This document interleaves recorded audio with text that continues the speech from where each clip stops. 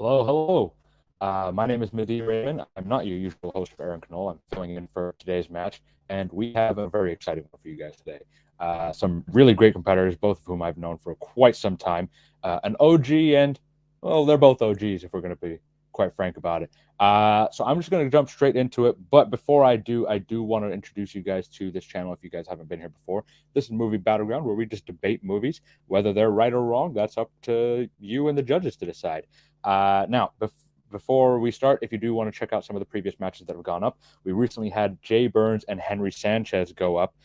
If you guys know those two, you know that one's going to be one hell of a barn burner. And we also had the Teenage Mutant Needles Heedles or Teenage Mutant Ninja Turtles exhibition match go up in honor of the Teenage Mutant Ninja Turtles movie coming out soon. But we're not talking about those matches today. We're talking about the match going on right now. And I'm going to introduce our first competitor. He is Dr. Spaceman, Alan Shepard. How are you doing, man? I'm doing quite well. Aloha kako, aloha everybody. I'm excited. Madi, always a pleasure to see you and be here. And I'm just happy. I'm always happy. These are always fun, and I'm super excited to go up against Jeremy. We're two OGs in this game, and he's the OG of the OGs. So it's just an honor, and privilege to be here. We're just gonna have a good time. There we go. That's perfect. Now, I do want to talk about your record real quick. So you're 3-3. That puts you right at 500. So, not doing too bad. And you come into this one coming off a bit of a tough loss in your last match. So, Jeremy, if anyone knows how tough he is, it's me, man. I've had two matches against him. One of them was so ridiculous that they didn't even air it. He is not an easy opponent. He stresses the hell out of people when they go up against him. But even if there's anyone who can go up against him and bring out some of the craziest answers out of him, I know that you're going to be the one to do that. So tell me about your thoughts are going into this match against the triple OG in Jeremy Adams. I'm just excited to be doing this. Just gonna have fun. Yeah, we would lose our minds even more than we already have if we took this too seriously and got really hurt emotionally if we lost. I've lost enough times to know I'd be crying in a puddle and falling myself to sleep crying if I took it that seriously. But a lose is a lose, no big deal. You still get to play again, and that's the fun part, and that's always a win in my book. So. I love it, man. I love it. Always here to have fun. I'm going to send you to the back, and I'm going to bring up the other OG in this chat, and that is, as we've mentioned, Jeremy Adams. Jeremy, it is wonderful to see you again, man. How are you doing today? I'm doing well, and it's really great to see you, Madi. I didn't know until fairly recently you would be our main host today, and it does my heart well. As you said, we had some great battles against each other, so it's cool to see you. But mainly, I'm just kind of excited to be back here. I haven't played in a while, and I'm kind of going on the same wavelength as my awesome opponent today. There was a time last year when I was in that like title kind of realm, but now I've had a couple losses, and I'm kind of come to a place where I'm just having fun with this. I mean, we're debating movie topics. It's like Alan said, it is not the most serious thing in the world. It's something for fun, and I've kind of gotten a little nuts with it in the past, so I'm just trying to have fun with it today. And I know with my opponent, it's going to be out there and probably pretty fun. So that's what I'm trying to be with it today. That is awesome to hear, man. And honestly, as someone who's seen you when you're going for the title, it is terrifying to go up against. I'll let you guys know that right now. But Jeremy, again, you're 5-4 with two KOs. You are having more fun with it now, but you're also coming in on the back of a loss and looking for the win to avoid being in the 50-50 zone. Mm-hmm. So, I mean, you are having fun, but is there still that thing of, yeah, you kind of want to win, just, it's movie debate, but it's still, you want to have that competitiveness, or are you just going in and just saying, fuck it, win or lose, just going to have fun no matter what? We all have our flaws as humans, and one of mine is I can't do anything and not be competitive. So There you go. it's always There it is. at some point I'll be having fun with this, and then that thing will kick in, and I can't stop it. So definitely always going to try to win, especially if I'm starting to feel like I'm not doing very well. I'm like, I gotta turn this thing around. That's always going to kick in at some point. So Right. definitely that. But the better angels in my nature are going to be trying to not be that guy today. But you are who you are, I guess. So this is how Exactly. it goes. I love to see it. Anyways, we'll see you again in a second. I'm going to send both of you guys, or actually, no, I'll bring Alan up. That makes this easier. Now, you guys are both veterans in this game. You guys know how this works, but I will be explaining the rules to anyone who has not joined us before. Movie Battlegrounds is a best 2-3. Each round is worth 1 point. 3 points in a row, you win by a knockout. And if there is a tie after round 4, that activates my nemesis, the blind round, in round 5. But we can get to that later if it comes. That's basically if it wasn't a 2-2 draw, but we'll get there if we get there. Now, going on to the rounds and the regulations. Questions have been received prior to the match for each of the competitors. You guys have 60 seconds for the opening, 2 minutes for a solo pitch, then we'll go into 4 minutes for the open debate round, which is my personal favorite, and then the quick 60 seconds for the closing argument. After each stage, there will be a round of judges who will be helping me decide who the winner is. Not helping me, actually. I have 3 judges, so I don't need to do anything. I can just sit back, relax, and enjoy the fireworks. That being said, are you gentlemen ready? Perfect. So we're going to get started, and with that, question 1, what is the worst Disney animated film released in the first decade of 2000s? There is a lot of Disney films that have been brought out in that time. And, Disney keeps churning out movies, no matter what we say to them. So we are going to go to, you guys just told me this and I already forgot. Alan first. Thank you very much. Alan, you're going to go to you first for your 60-second opening. Time starts whenever you start talking. All right. For this question, I went with a film in this era, 2000, 2009, that Disney loves, as we know right now, currently in the theaters, Disney loves a retread. They've been doing this whole live action remakes of these live action animated films that were big hits for them. And they didn't have a bunch of certified classics in the 2000s era, in the late 90s kind of era. So they were trying whatever they could to throw at the wall, see what sticks. And they put a movie out that they threw everything they had from not only their catalog, but other companies' successful catalogs too. And that was Meet the Robinsons. I really got excited actually watching this trailer. So I was, okay, maybe this will be all right. But then as the more of the marketing came out, the trailers came out, and I went, oh no.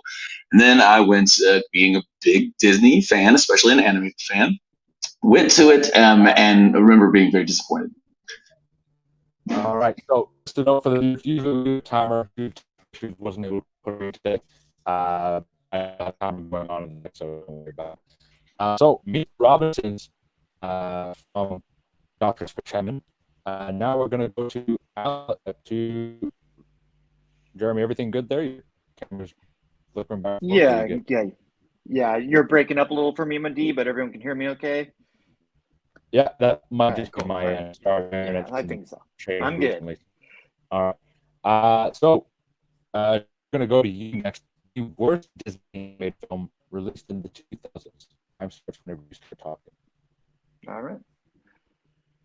Yeah, so as Alan kind of alluded to, the 2000s was an interesting time for Disney animated features. We've had the really great period in the 90s where one animated Disney classic after another was coming out, but then we get into this area in the 2000s where things are changing. We've got Pixar starting to put out primo films. DreamWorks is making computer animated films. Animation as a genre is really starting to change. And there was a period there where the name brand Disney animation films are still kind of trying to hang on.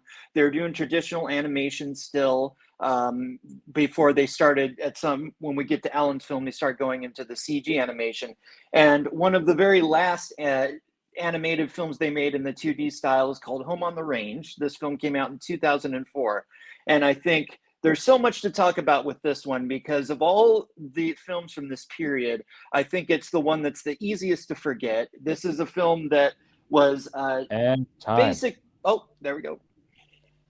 Yeah, that 1 minute jumps up on Goes you. fast.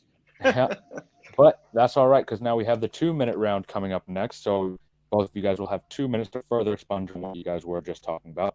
So we got Home on the Range and Meet the Robinsons as our 2 answers. So without further ado, Dr. Spachan, 2 minutes start whenever you start talking. All right, yeah. As I was saying, the Meet the Robinsons was just a kind of whole lot of hodgepodge of different ideas but nothing really original in the story. They took a little Back to the Future. They took a lot of The Incredibles. What they were really trying to do was capture The Incredibles again. Instead of just doing a sequel, which they did many, many years afterward, Pixar and Disney, they tried to do this new thing with, again, this hodgepodge of really ideas, and nothing really works. It was all generic versions of everything and no memorable characters. And some of the designs were straight lifts from other things, especially Dash, the Dash wannabe character from The Incredibles. I really had a lot of hope for this movie. Some of the cast, fine, great, other voiceovers that you'll hear. But the biggest name, quote unquote, in voice acting, and not even really a voice actor, is Angela Bassett. And so it was kind of, hey, what's going on here? If you're a big fan of hers, great. But a lot of other people, you go, who is that? Who is not really the average person isn't really going to be that excited about the voice acting in this movie. And none of it is very exciting. It's really, really low quality. Again, like Jeremy was saying, the CG was starting to dip their hands in everything. They're starting to get CG animation instead of that traditional hand-drawn style. And none of it just really worked. It's not really pretty to look at. It's kind of ugly, kind of a wash. Everything's a wash, no crispness to it, and just really a pathetic, boring story. And I don't see how anybody will remember this one. At least with Home on the Range, we get some farm animals. Everybody likes that. And there's a little bit of something that, hey, we haven't seen these kind of animals in a while. But with Meet the Robinsons, it's a hodgepodge of things we've seen before and seen done better. And so it's just a kind of a big letdown. So I think it's the worst one of the bunch. And I'll concede the rest of my time. Alan, you're a wizard. You had 3 seconds left. Like 3 seconds. So, Jeremy, we're going to go back to you for your 2 minutes, and that time whenever you start talking. So yeah, Home on the Range is one of the most forgettable of the Disney films of this period. It's a mere 76 minutes. Really, in essence, it's an animated short about some farm animals that got stretched out. A little bit of the history of it. Originally, the director of Pocahontas back in the 90s had been throwing around projects to do like the classic Western heroes, like Annie Oakley, Buffalo Bill, and Pecos Bill. They'd done some of those characters in Disney's past, so he wanted to bring back that kind of retro thing. But as this project kind of got going, other people got involved, and as they were really putting it into production, a bunch of the writing staff got fired. One of the writers went to work on Finding Nemo, and what we were left with was a film that followed these great 90s. You think of the great stories of Aladdin, Lion King. Well, this is a story about 3 cows who are drawn away by a rustler who yodels, and they have to save their farm. And it's just a silly, forgettable story. And I think the worst thing is it kind of killed the traditional animation. It doesn't have the dynamic quality of the great Disney films. It just feels like more of a straight to video thing. And then it's just a forgettable movie. It's not a very funny movie. The best character in it is Cuba Gooding Jr. as the horse that wants to be hero, but he really kind of feels like he's wanting to be a less funny Eddie Murphy as Donkey. So it just doesn't have much going for it. But I really think Meet the Robinsons, on the other hand, does have a lot going for it. I think that Alan talks about it, regurgitating other stuff. I think he's actually missing some of what's going on in this film. It harkens back to some of the Disney stuff of the 60s when they were doing like Tomorrowland at Disneyland and these futuristic ideas from an older time. I think it gets into that more than something like The Incredibles. It has a lot to say, and it has an emotional arc, and I'll hit on that more as we go. There's just a lot more to enjoy and dig into in that film than this glorified short that we got Home on the Range. Look at you guys both doing it right at the 2-minute mark, basically. You guys are really good on it. All right, so we're going to go into my favorite round, and that is the open debate. So both of you gentlemen will be able to talk to each other or over each other or at each other, however you wish to do this. I know the competitiveness can get quite intense in this battleground, but you guys can figure it out. 4 minutes, open debate starts whenever one of you guys starts talking. Well, Jeremy, I'm with you. I really was excited for the kind of not steampunk but old school style future, what the future would look like with the Tomorrowland kind of style with Meet the Robinsons. And I would have been happy with that had it kept to that and looked good. And but it was a really muddled, kind of poor CG quality. At least Home on the Range had that classic animation and it didn't overstay its welcome. With Meet the Robinsons, though, that they're visually it was really hard to follow because it looked so muddy and so low quality. Oh, we're just starting to get the hang of this CG thing, and we've seen it done better. So it was really kind of disappointing in that regard. I think that, yeah, it's not, and if we look at like CG animation today, I don't think it's at that level. Obviously, it doesn't look as good, as perhaps a lot of Pixar films, but I think there's a lot of visual ingenuity in the film. I think that the story is memorable. It's something that you can get into about this boy who doesn't have a home. He wants to be an inventor and all this stuff, but he's in an orphanage. And the story that ends up involving time travel and twists and turns, and this character Goob, and then the villain who's the bowler hat man. There's twists and turns in the story, which you don't always get in animated films. And I think it's they're the visual ingenuity of going through time and having a guy, this villain who's like a retro guy in a bowler hat, and having this robotic character. There's just a lot going on, and eventually it gets to an emotional story about a kid who's looking for a family and a home. And when you mentioned kind of a forgettable voice cast, but when you get people like Tom Selleck and Adam West who play these heartfelt characters in the movie, I think it really is one of the more underrated stories from that era. Whereas Home on the Range, there's no emotion in it. It's just going for like it doesn't feel like a Disney movie because it's going more for like a classic Looney Tunes sort of thing. It's trying to be like a wacky Looney Tunes, and it isn't that funny. The characters aren't memorable. When your lead character is Roseanne Barr in a Disney movie, that just doesn't quite work. It feels wrong. Yeah, but you said it yourself. I mean, Buck, the horse, the Cooper Gooding Jr. character, was fun and exciting and something that And I'm just going basically off my kids watching both of these movies. They were at least having a good time watching Home on the Range because it's something they could relate to. Farm animals, we have a farm, so they're used to that. And exciting, silly story, goofiness. It's really, really goofy, and again, it doesn't overstay its welcome. And I think that's a huge thing. A lot of films now just overstay the welcome. And Meet the Robinsons, so this simple story that turns out simple. There's all these twists, turns, things that happen just for the sake of, oh, we've got to do this because The Incredibles did this, because another movie did this. Yeah. And they really tried to be with the bowler hat man. Was trying to be the guy from they were trying to mimic what was in The Incredibles with, now I can't remember, Jason Lee did his voice. Yeah, and I couldn't so at all. Couldn't see any originality in it. Yeah, I don't think the bowler hat guy at all is like Syndrome. I think that. Yeah, I think that the revelation of who he is really works in context of the story, because it's not about superheroes and that kind of thing. It's about a relationship between two young boys who have kind of a tragic story of being orphans, and the way that ends up tying in, you get a reveal that the villain is, spoilers, guys, but we got to talk about the movie.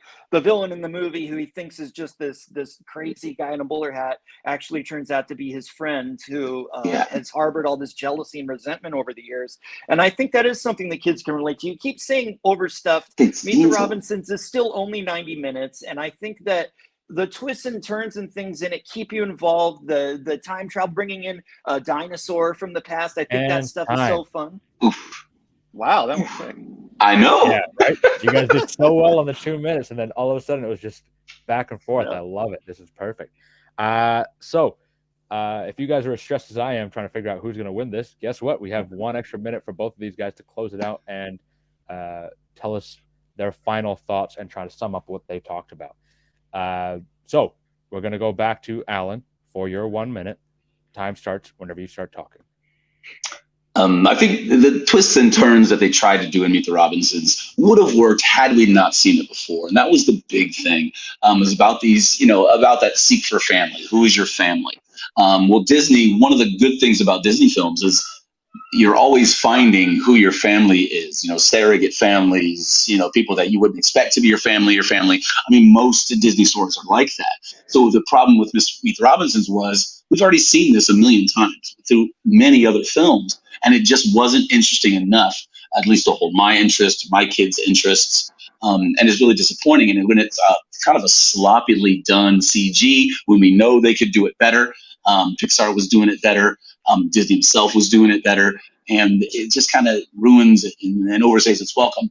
At least with Home on the Range, you get a silly, fun, goofy, classic animation style that doesn't overstay its welcome, and it's just, okay, here we go. Yeah, farm animals. We haven't seen a lot of farm animals before, and it's a silly story. But both of these movies are not high quality. All right, so cutting it right at the 1 minute mark. Jeremy, close out this round with your 1 minute closing argument. I mean, when you're talking about kids watching a movie, it's always going to be anecdotal. I have two stepsons. They love Meet the Robinsons. They had it on DVD. I don't remember them ever watching Home on the Range. It is not a movie I brought to their attention. But if you just look at the two films in the context of the era, Home on the Range was a huge flop. It cost over $100 million. It only grossed 75. It really kind of killed the traditional Disney animation. It only had a 52% on Rotten Tomatoes with the critics. It was rotten. Meet the Robinsons, on the other hand, was fresh on Rotten Tomatoes. It is a movie that I've seen people still talk about to this day that were kids at that time. They really relate to the story. I think that there is something unique here. It ties into the Carousel of Progress attraction and the song from that back in old Disney. It ties into these ideals that Walt Disney had. It references Walt Disney's ideals. It ties into all that, and it's also a story about family. Whereas Home on the Range, it's not that funny. It's not as good as the Looney Tunes movies it makes you think of. And the characters aren't that memorable, and the music's bad.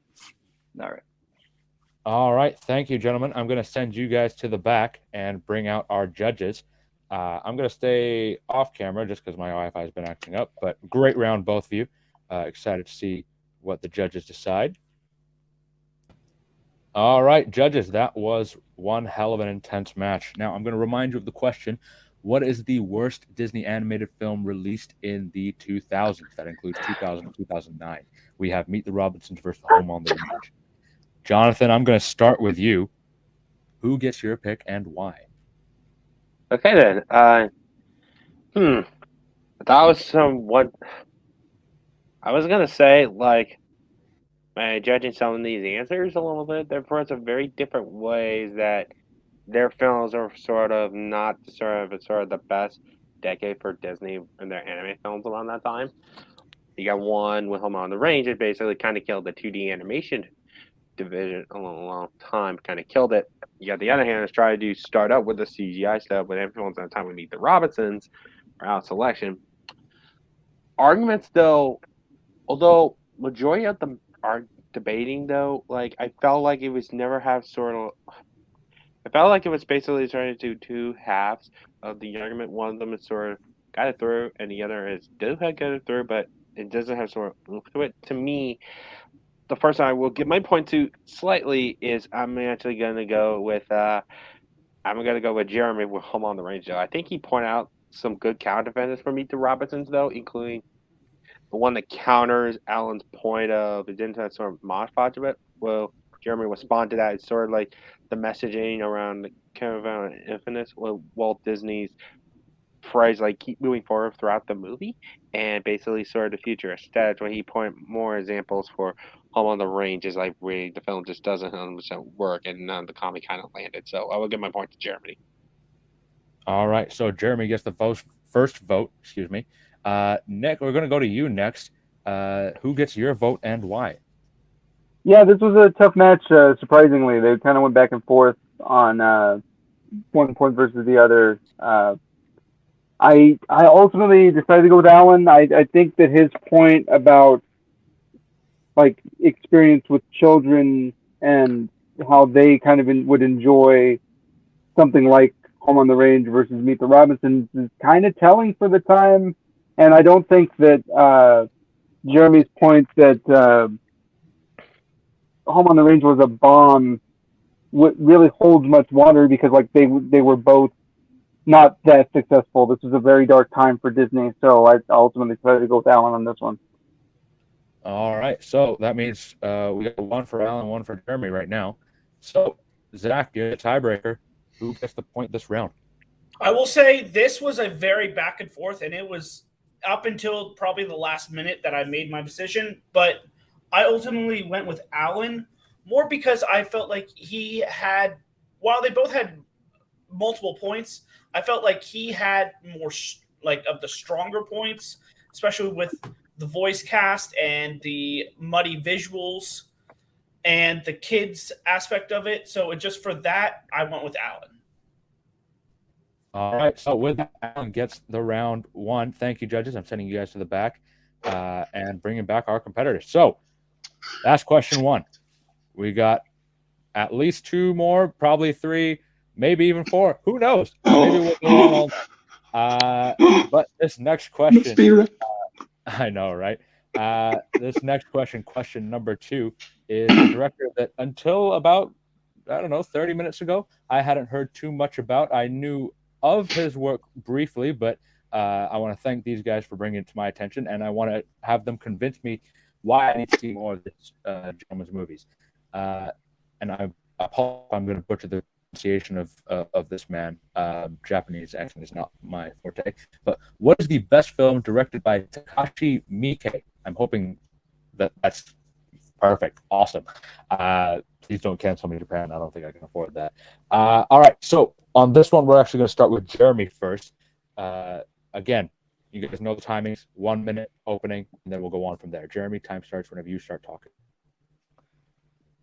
Okay, so for those who don't know, Takashi Miike is one of the most prolific filmmakers of Japan of the last 30 years or so. This is a guy who, in a given year will make up to 10 films. He's incredibly prolific, but if you kind of just laser focus on his career, he's probably most known for the horror genre. And the film that I think broke him through to U.S. audiences in a large degree was 1999's Audition, which is really one of my favorite slow-burn horror movies ever made. I think there's a lot of American films that have done kind of the slow burn thing in recent years that wish they were this film. This is just an amazing movie that starts off, you kind of think it's one thing. You think it's like kind of a dark romantic tale that, it really has some kind of Me Too-ish sort of stuff that really is even more pressing today when you look at it. And then at about the halfway point in the movie, it takes one of the most extreme left turns any movie's ever had and it just plummets into this beautiful, horrifying horror story that I love. All right, so we're starting to get a feel for who this director is, and knowing these two gentlemen like the way I do, having a horror question, and of course from a Japanese director, absolutely makes sense the way these guys are arguing this. I wouldn't have any other two bring it up. So Audition by Takashi Miike is Jeremy's answer. Now, Alan, you have a separate answer. Why don't you tell us what it is? I do have a separate answer.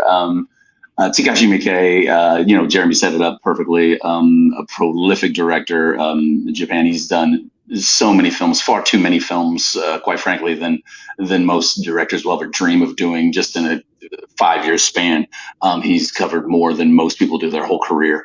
But prolific, exciting, never makes the same movie twice. Every movie is unique, different, tells a vast amount of stories, and to an expert level that most American or other directors, most Korean directors and other directors only dream of emulating his style.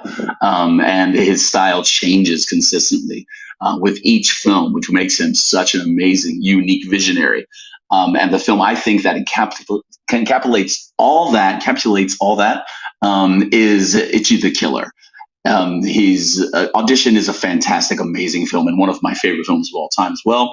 But I think the film that really, if you want to know about Takashi Miike, Ichi the Killer does it. You know what? I feel like that's going to happen today with a director like this whose work is quite frankly underknown. Listen, I consider myself a fan, but I'd never heard of this guy. And the fact that you guys are both revering him to such a level, I think, is a testament to how absolutely fantastic he is, and I can't wait to actually see his movies. And I'm sure everyone watching, definitely go check out these two and then also his other work as well. Because if they're hyping him up like this, you got to know he's absolutely great. Jeremy, we're going to go back to you for 2 minutes. So 2 minutes on audition. Time starts when you start talking.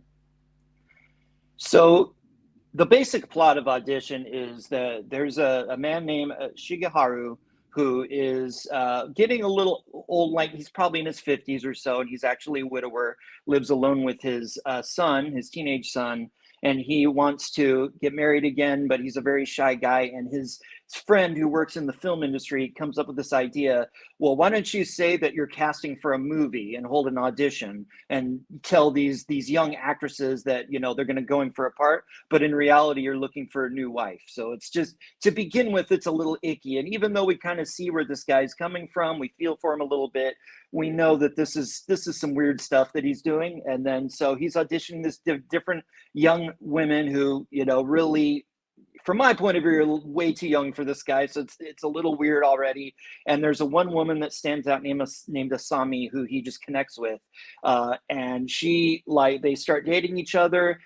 She is this beautiful but really kind of shy woman. And she kind of gives him a couple outs. You know, you kind of get that she kind of knows something's going on, but she gives him some outs, but he keeps pursuing her. And then at a certain point where you see a scene in her apartment where there's somebody being kept alive in a bag who's been dismembered, and she's feeding with her vomit. You're like, uh-oh. So this, what we thought was a trap on his point, turns out to be a trap on her point. And it turns out that she is somebody who's into some pretty extreme sadomasochistic, murderous sort of things. And, you know, you feel bad for the guy, but you know, it could have been prevented. It didn't need to happen. So there's kind of like this thing about it that you're just drawn into the story. And it's such a slow burn. It starts as one movie and goes to another, and it's unforgettable. Ichi the Killer is a really interesting film that he made. It's one of a lot of movies that he made kind of in the Yakuza crime sort of world that's really, really violent. But I think that movie relies on the violence a lot throughout the film. It becomes a little numbing for me, and it doesn't stand out on a storytelling level as Audition does. So that was odd, and I'm already sold. I've had it in my watch list. Got to find out where I could stream whatever. Who knows? All right, Dr. Chevin, 2 minutes on Ichi the Killer. Time when you talk. Well, Ichi the Killer is essentially about a Yakuza enforcer. Takashi Miike loves playing in the world of the Yakuza, the crime families, the crime syndicate in Japan, and some of his better stories and more tame stories too are told within that context. But this is not tame at all. This film is extreme on all accounts. It's supposed to be, the point of the film is to look at our obsession with violence. A lot of different directors internationally were playing in the violence game, and this is when the shock horror and the gore for gore's sake really started, and torture porn, what was dubbed torture porn, started really coming to fruition. Was around this time, and Takashi Miike is kind of the godfather of all of it. Not really, but in the modern sense of it. He says when this film was kind of a love letter, but at the same time a cautionary tale. Look at how much we are involved in this violence for violence sake, and the fact that Jeremy just said numbing, to the fact that we can get numb watching this extreme grotesque gore is kind of something, a cautionary tale that we should be looking out for in ourselves. And this film is almost gleeful in that gore. The first scene of the movie is a horrific torture scene, and then the camera pans out to someone masturbating outside on the ledge watching it, and then his semen goes onto the ledge, and then the title card of the film comes up through the semen. That informs you what you're in store for in this film, and it lives up to it by leaps and bounds, and it kind of tells the story of what are we at the end of the day. The story really is about two sadomasochists that are trying to outdo each other, and Kakahara, who is, people think because his face is on the poster, that actor's face on the poster, they think he is Ichi the Killer, but no, he's not. All right, so what I'm getting is this is not director that you want to take your kids to, but you know what? Hey, I'm not going to tell you how to parent. I don't think That's my right for me to tell you how to do that, especially since I don't have kids. I understand how they work. All right, so audition versus Itchy the Killer. We're going to go into the open debate round. 4 minutes, gentlemen. Debate as hard as you can, as strong as you can on this absolutely phenomenal and now top of my list director of who I'm going to watch soon. Time starts when you guys start talking. The only thing debate wise I'm going to do is this, really, Jeremy, because Audition is a masterpiece of a film. It's absolutely beautiful and amazing. And I think one of Takashi's best films, especially when you're talking about crossover and people being able to understand, get into it, and go with it. But the reason I picked Itchy the Killer is because it shows what Takashi can do with storytelling and with camera work and the way he lingers on a shot.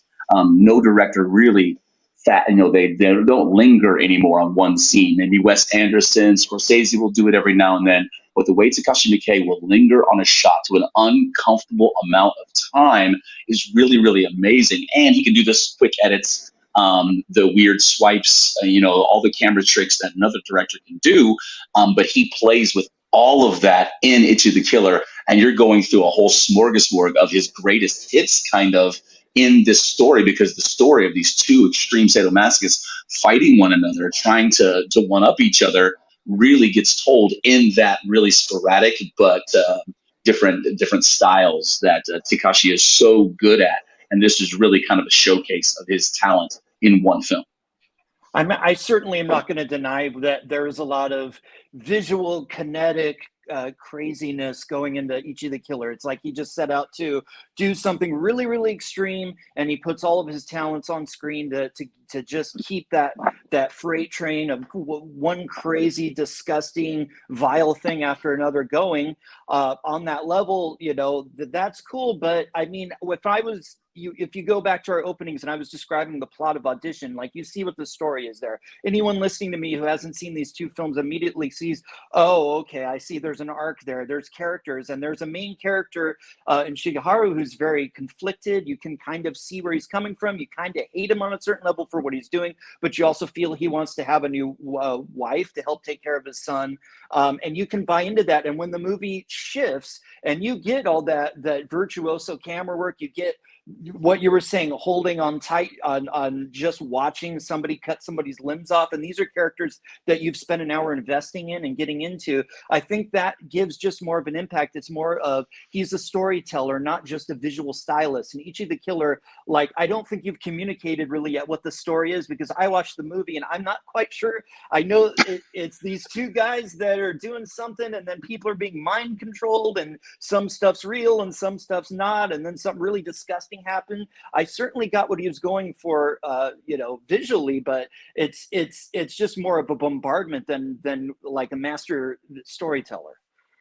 Well, I think the storytelling it depends on what the story is. And the reason I think Takashi Miike is amazing director is because he can tell many different types of stories. He's not hampered down to one type of story. Other directors that we'll talk about later, Wes Anderson, for example, he tells one type kind of a story. With the Scorsese, you know what type of story you're going to get. With Takashi Miike, it could be anything. He does actually have some children's films. He does have a lot of different storytelling, and I think the way he tells stories doesn't have to be the same. It can always shift. It can always be different. And Itchy the Killer is kind of like the Kill Bill. If you think of the Kill Bill, it's bad people doing bad stuff, but it's entertaining to watch it. Itchy the Killer is kind of that, and it showcases all of this flair. I think, something like Kill Bill is so carefully laid out, and you're still following along that story. And Itchy the Killer is less entertaining because it is just so much craziness. The characters are these just psychopathic characters. There isn't anyone you can really kind of buy into. So I don't think it's as entertaining. And I think, yes, he's done a lot of different stories, but it's like you get something like Audition that gives you that the gore. This is amazing, gentlemen. I just want to. I like doing the 4 minutes with you, Jeremy. Yeah, honestly, as someone who doesn't have to worry about judging or anything, I just have to sit back and watch and make sure the timer doesn't go off before you guys, do your thing. This is awesome. I love this. This is absolutely great. All right, we're going to go into the closing session now. 1 minute each to sum up your points on why Audition or Itchy the Killer is the best film from Takashi Miike. And we're gonna go to that 1 minute whenever. Oh God, I blanked on who's going first. Jeremy's going first. Yeah, Jeremy's going first. Jeremy, we're gonna go to your 1 minute, starting whenever you start talking. Yeah, Takashi Miike can do a lot of different stories, and I think something like Audition, you get that craziness, but you also get this emotional tale that you can buy into. But then he's done movies like he did a film called Gozu, which I think is even more crazy than Ichi the Killer, and has a grown man coming out of a woman, like being born, and all kinds of crazy stuff. But it's still a little more skillfully told and still more interesting than just kind of the viscera that you get in Ichi the Killer. I don't think Ichi the Killer is his most interesting movie. I think it's gory, but with something like Gozu and certainly something on Audition, when he has kind of a better story with characters that are more interesting and aren't just psychopathic, and the fact that you don't quite know what's happening in Ichi the Killer. That can be good, but I just don't think it works in this case, because at the end, you can't really care if you don't really know what was happening and why people are doing things. They're just psychopathic and something weird was going on. Audition, you know why everyone did everything. You buy into the psychopathy and you care about the characters. Alan, finish us off, man. 1 minute on why your film is better than Jeremy's. Well, I mean, to say that the film is better than the other one is you can't really. I mean, they're two amazing films. The question is really what kind of showcases as Takashi Miike's best film, and I think Ichi does that in a sense that it does all of the things that Takashi Miike is really, really amazing at and puts it in one film.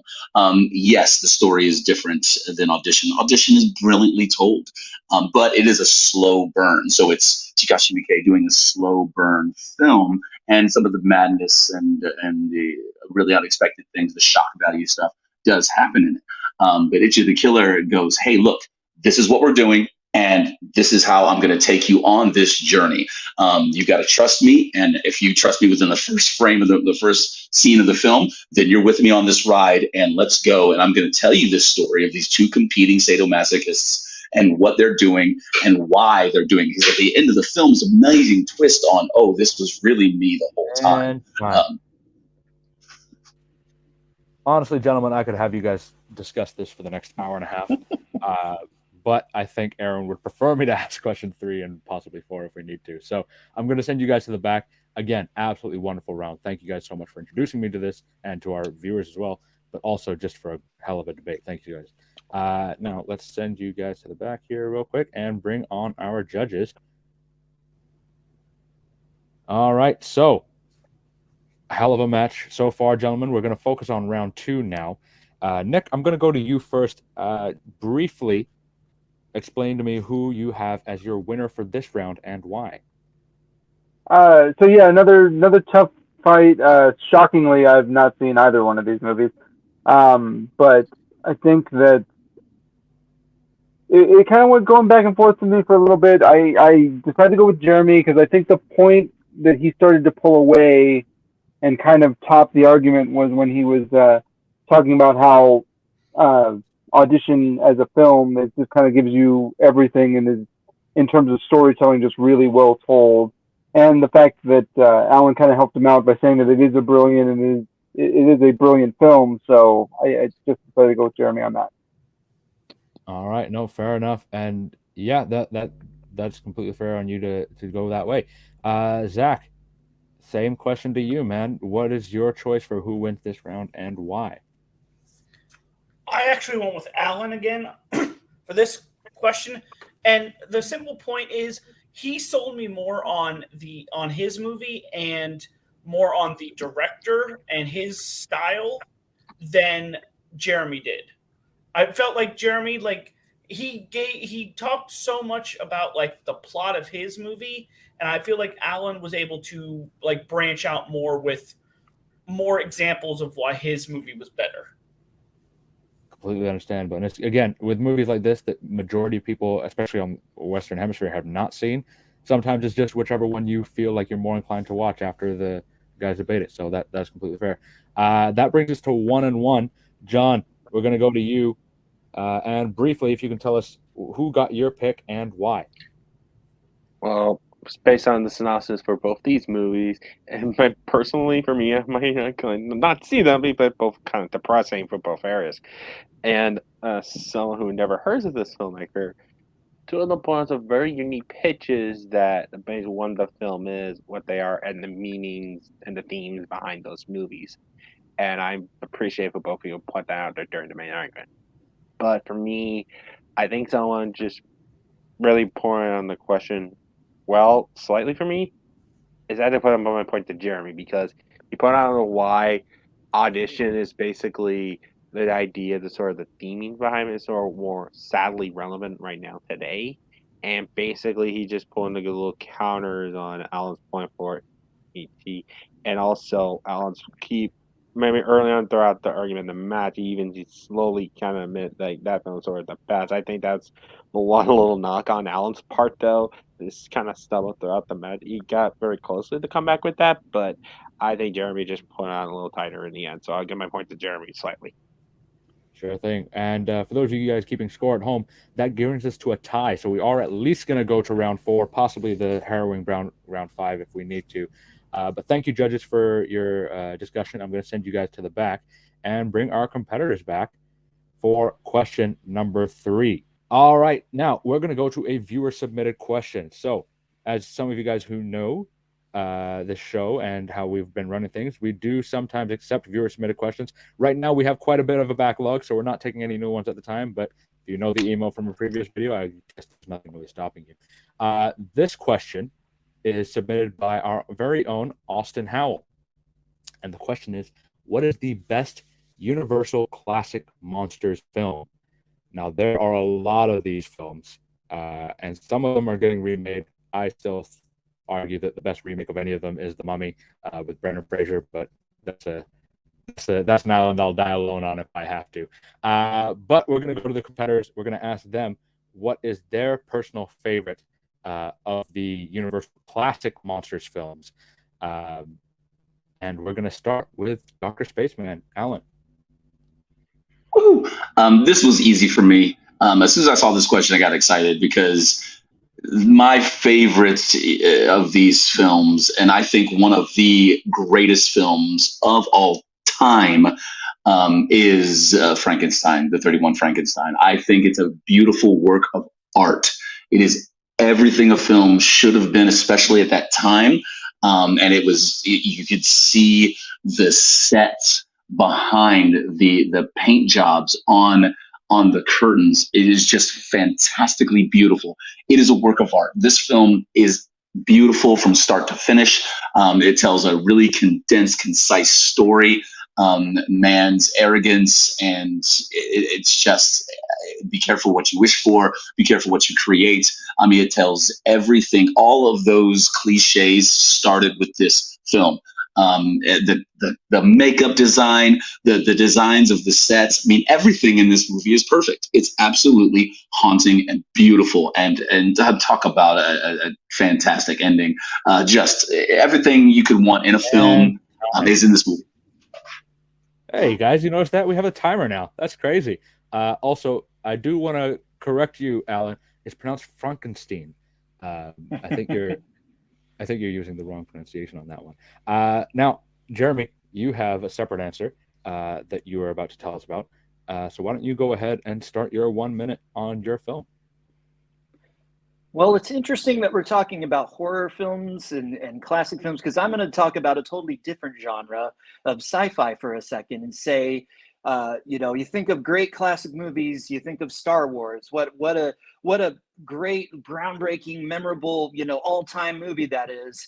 And then they did The Empire Strikes Back, which for me is an even better film and an even more awesome movie. And it's so amazing when you can have a filmmaker come back, a team come back and give an even better film than their iconic first one.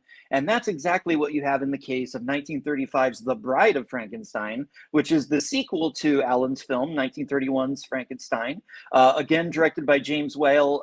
This one, he had gotten a little more experience as a director working in the sound era. He'd done The Invisible Man, which is another incredible film. And he brings even renewed skills, visual flair, and great storytelling. And I think even more iconic scenes than the first film in this awesome sequel. All right. So we got, I'm not even going to make that joke. I think my girlfriend's awake and she's not going to enjoy if I make that joke. So we're going to go on to Frankenstein versus His Bride. Both absolutely phenomenal films. Alan, we're going to go back to you for your 2 minutes of continued talk on Frankenstein. Time starts whenever you start talking. All right. This will be the question in the debate where I actually disagree with Jeremy quite a bit. I think Bride of Frankenstein did not need to be made, did not want to be made. And I think James Whale said, okay, let's do a lot of drugs and let's just be goofy. Let's really be goofy. And because there doesn't need to be a sequel to Frankenstein because it's so well done. It's such an amazing film. And there need not be a sequel because the story was told. Frankenstein, the monster story, Victor Frankenstein's story was told and didn't need any follow up to this. You don't need a sequel to Frankenstein. There are so many other better. The Wolfman is a better Universal film. The Invisible Man, which Jeremy just mentioned in his opening, was far superior film than The Bride of Frankenstein. Bride of Frankenstein reminds me of Tobe Hooper's sequel to Texas Chainsaw Massacre. Texas Chainsaw Massacre did not need a sequel. It was not a story that needed to be told anymore. And so when they were pushing him to make a sequel, he made a really goofy, crazy, psychotic film. And Bride of Frankenstein is a really crazy, psychotic film down to the miniature people. There are so many things that we like to forget that are in this film. The iconic scenes in Bride of Frankenstein are iconic because they're well done, because James Whale's an amazing director. But everything outside of that is just what is going on, what is happening. And the makeup design, the set design is far, far inferior. The Frankenstein looks like the monster looks like he has a bucket on his head, and you could really see the makeup and the seams of the makeup. And it doesn't look good. It doesn't look anywhere near as haunting and elegant as the original Frankenstein. Frankenstein is, like I said, a perfect film in all that regard of what it wanted to do. It wanted to tell this really, really amazing, hauntingly tale of man's arrogance, and it did it perfectly. And it still holds up to this day. It's a beautiful, beautiful film. That is right on. I guess the timer does that when you have it on screen. Jeremy, we're going to go to you next for your 2 minute rule, and your follow-up to your opening. So time starts whenever you start talking. Well, I'm sorry to say I very much disagree with you too, Alan. So I guess we're on the page of disagree. So to start with the idea that Frankenstein didn't need a sequel. Well, Frankenstein is based on a novel by Mary Shelley, which is one of my favorite, classic novels, which is a sweeping tale that covers many years and is about this man that creates this creature and then he abandons this creature, and his creation goes on this whole journey of self-discovery and revenge, and it's this epic tale. Well, when they made the film, the first one, they made it in the early talkie era. I do agree that the film has good sets, but I also think, like the first Dracula film in 31, it is kind of held back by limited means in terms of sound. They didn't have, they basically told it very quickly, cut out most of the novel. It's just Frankenstein creates a monster. The monster, beautifully played by Boris Karloff, is still just kind of this hulking monster, this creature who just is violent and it's afraid of fire, and you don't get the character that you got in the novel. So it's really just this quick story. I don't think it's perfect in the sense, if you just want a quick monster movie version of what was in the novel in an early kind of slightly slow, a little bit early talkie era, fine. But I think that James Whale came back with Bride of Frankenstein, and he had so many more ideas. You talk about it as being weird. I think it's so creative and beautiful. It starts off with, you actually see Mary Shelley telling the story, and you know that you're going to get more of the story, more of the characters, and it is really more about the monster who becomes to think. It's got the iconic scene that was in the novel where he goes to a blind man's house and learns to talk and has like a connection with somebody, and the idea that he wants a mate, he wants somebody to share his life with. This is what the novel is about, and that's the crux of this film. And you really are drawn into Karloff's performance as he becomes a thinking character. But there's also so many awesome things with the evil character of Dr. Pretorius, and I think the visuals are really unique and awesome in this film, and it's so cool. For those of you guys who survived round 2 with your souls and brains intact, I think we're in for another one in round 3. Round of open debate coming up, ladies and gentlemen. 4 minutes whenever one of you guys starts talking. You know, the first movie, you have the monster and you have the professor, but in the second movie, you have Elsa Lanchester playing Mary Shelley, and then ultimately coming into play the bride, which is a great character. You have Dr. Pretorius, which is a great villain that you didn't have. Really, you just had these two characters in the first movie. In the second movie, you actually have a villain who's more conniving, who's more evil, and there's this great underpinning sort of almost like a homosexual relationship between Frankenstein and Pretorius in the second film that just many people in the LGBT community and in the film community have talked about this over the years. That adds a whole other level to this movie.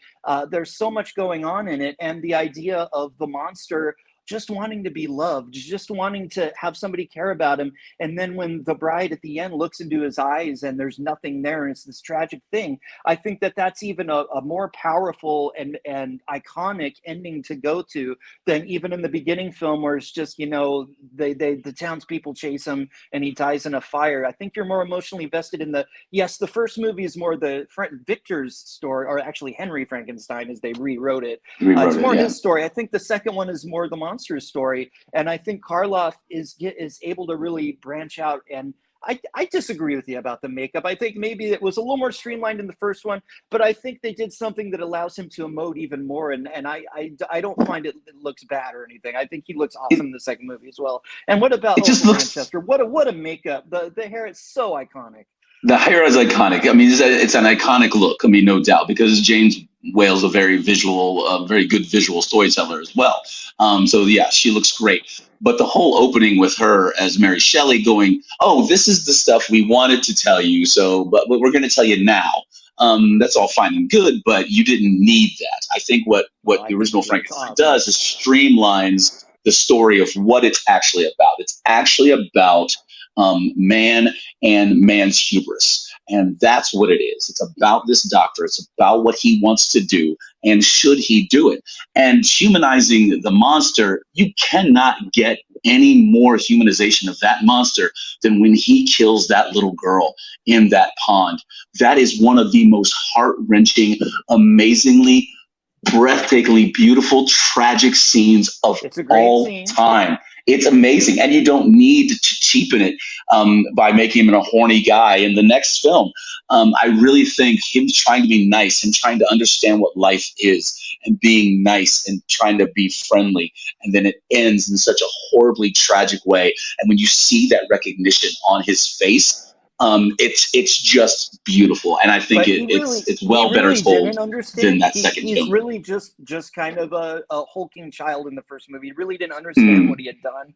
I think that it works good in that story because, like I said, that is more of Dr. Henry Frankenstein's story, and he is really just the monster, and that is a really great scene. But I don't think he's just a horny guy in the second one. I think that it is an awesome emotional story about somebody who has connecting with the blind man. That's such a wonderful scene, and allows you to see, you know, there is somebody in there. He isn't just a child with no thought. There is a person there. He's starting to evolve and come out, and it's tragic that he can't share his life with somebody. And I think that, you know, you're talking about the story of the first film as man's folly. Well, the second film is also about that, but it's also about we just don't appreciate each other. We don't see each other as human beings. We all have our own agenda.